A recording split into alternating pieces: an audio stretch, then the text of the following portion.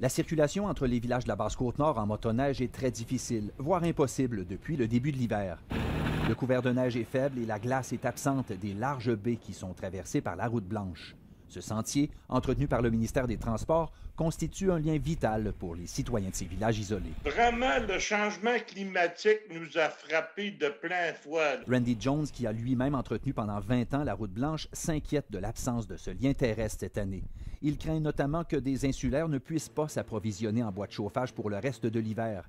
Et même si la route blanche n'est pas officiellement ouverte, des citoyens s'y aventurent. Vraiment, là, c'est un hiver très dangereux. Je sais, puis ça me donne des frissons. Les gens vont continuer à essayer d'y aller.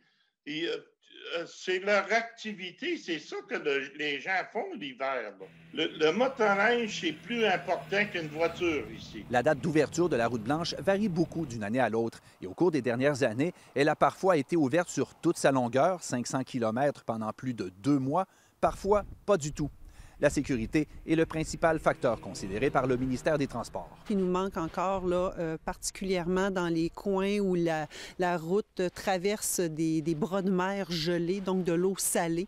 Donc, il nous manque là, un petit peu de froid. Là. Selon Randy Jones, un lien routier doit être construit. Il est d'ailleurs réclamé depuis des décennies. La route, la 138, là, il faut que ça soit commencé au PC. L'investissement de 185 millions de dollars annoncé par le gouvernement fédéral en décembre dernier pour la construction de 2 tronçons de la route 138 est un pas dans la bonne direction, mais les élus de la Basse-Côte-Nord souhaiteraient que les gouvernements en fassent davantage pour relier au plus vite l'ensemble des communautés.